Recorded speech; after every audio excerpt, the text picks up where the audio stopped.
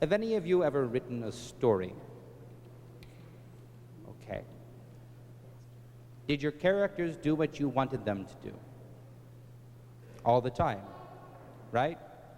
That's what happens. You're in charge. You're the boss. You write a story, and whatever happens is what you tell to happen.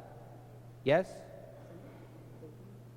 Any of you ever write a story where a character refused to do what you told him to do? That would be a little bit strange, right? But it would be a little bit more interesting, right? Sometimes people talk about this life that we're living, and they feel like they're stuck in a story that somebody else is writing. You ever heard that said? Well, some people say it. If that is true, then who do you think is the author? Who's writing the story? What do you think?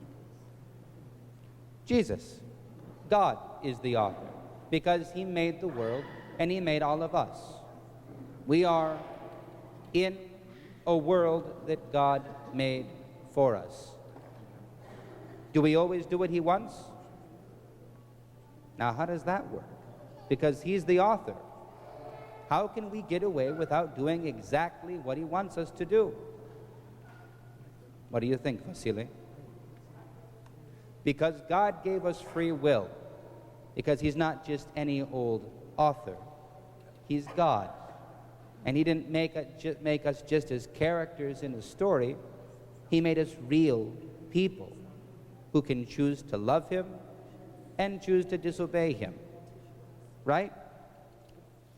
If you were an author and you wrote a story and your characters refused to do what you told them to do, what would you do about it? What do you think, Maria? Change it. But what if they don't want to be changed? Would you cross out the character and say, nope, you don't get to be in my story anymore. You're just being cranky. And that's what you would do, Vasily? Okay. What do you think? Rip the page out. Okay. A lot of people think that God is like that. He's angry at us when we disobey, so he tears up the page, he rips up the world, and he says, I'm going to start over again. Right? Is that how God works? We see that happen a couple times. In the Old Testament, with the flood, he wipes away almost everything. And then he says, I'm not doing that again, which is good news.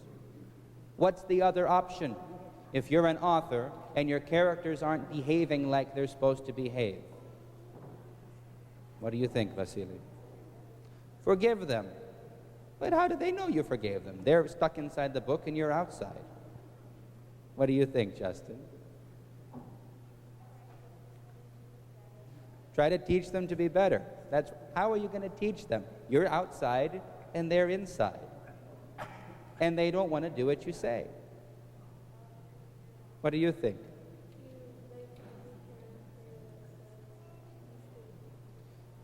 You could make a new character, but then is that character free? Because what if that character doesn't do what you want him to do? There's only one solution. If you have a bunch of characters that are acting like real people and not doing what you want them to do. You have to go into the story yourself. Was that what you were going to say? Okay. You have to go into the story yourself. Become a character in the story yourself. Put yourself as subject to all of the mess that they've made of the nice, clean story that you had meant to write. Right? This isn't how things actually work, but it's close. This is a way of thinking about it. We have a problem in this world. We all do what we want to do. We don't do what anybody else wants us to do. Unless some of you are perfect. Anybody perfect out there? You're perfect, Emma? You try. That's good. You can put your hand down, Vasily, I know. None of us are perfect, so we have a big problem. And none of us can fix it. We can't even fix ourselves, right? Have you ever had that happen? You get a bad grade and you say, I'm never, ever, ever, ever going to get that bad grade again. Did it work? Your dad yelled at you and you thought, I'm never, ever going to do the thing that made him yell at me again. Did that work? Not just because he lost his temper, which happens, but because you messed up again.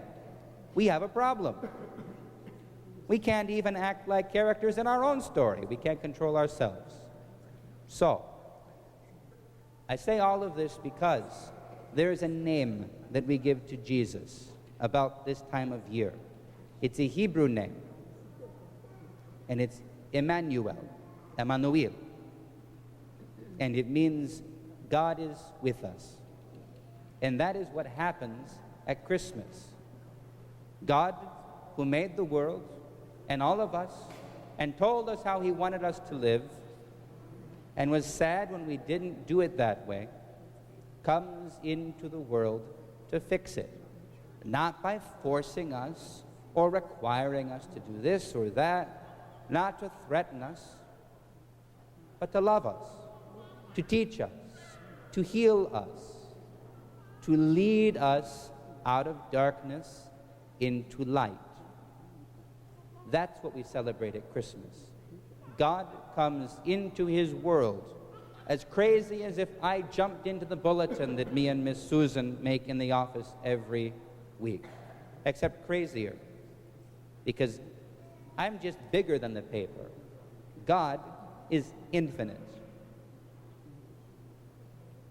bigger beyond any bounds, any limits, and still he enters into his creation and becomes a man, a human being, just like us, so that he can teach us and heal us and lead us and save us.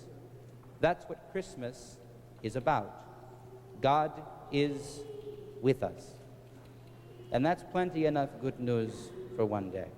So, go off to Sunday school, we'll take communion, and then you'll go, and then you'll work on the shoe boxes for the kids who are in need. And then if you're coming back later, we'll watch Star Wars starting at 3.